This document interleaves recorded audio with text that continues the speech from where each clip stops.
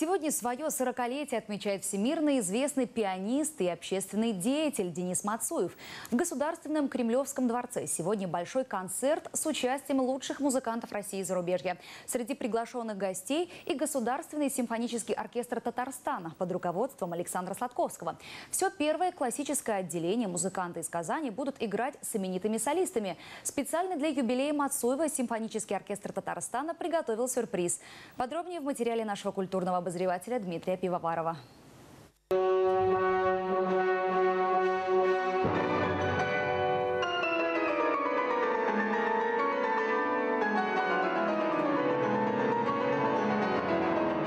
Победитель 11-го конкурса имени Чайковского в Москве, общественный деятель, пианист, виртуоз, играющий на лучших площадках мира и работающий с топовыми дирижерами, тем не менее не хотел широкой огласки своего 40-летия. Однако настояла музыкальная общественность не только России. Для празднования своего юбилея Мацуев пригласил тех, чьи имена заведомый знак качества. Будь то Хибл Герзмава, драматические актеры Сергей Безруков и Евгений Миронов, Юрий Башмет, Владимир Спиваков.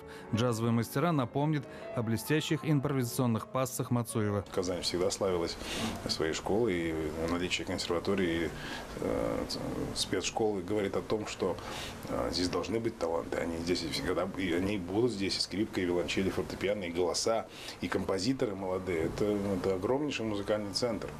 Одна из культурных столиц нашей страны. Несмотря на то, что Александр Сладковский и Денис Мацуев выступают вместе уже около 15 лет, Казанский альянс пианистов и оркестра республики оформился в 2011 году, когда в Казани зажегся один из вкусных фестивальных брендов последних лет – Рахманиновский фестиваль «Белая сирень». Тогда в мае побывал и внук Рахманинова Александр Борисович, который назвал Мацуева лучшим интерпретатором музыки своего деда. Я считаю, что это оркестр огромное будущее. Это фестиваль – начало какого-то большого пути. Я думаю, что международного, на самом деле.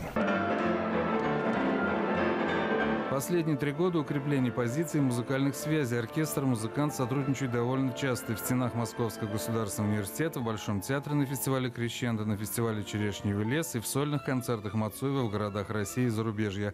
Плодотворное сотрудничество превратилось и в новый фестиваль Казани «Денис Мацуев у друзей», который в 3-й раз пройдет в нашем городе. Сейчас классическая музыка является таким, я бы сказал, терапевтическим эффектом, терапевтической помощью для многих людей, которые живут в каком-то тревожном состоянии во всем мире абсолютно. Сегодня Государственный симфонический оркестр Татарстана приготовил юбиляру сюрприз. Это попурри, автором оркестровых обработок которого стал современный композитор, автор визитной карточки оркестра Астана Тамерлана Александр Чайковский. В попурри входят мелодии, так или иначе связанные с творчеством именинника. Это музыка Рахманинова, Блантера, Чайковского и других авторов, сыгравших роль в судьбе Дениса Мацуева. И не забудут о «Хэппи Бездэй». Дмитрий Пивоваров, телеканал «Эфир».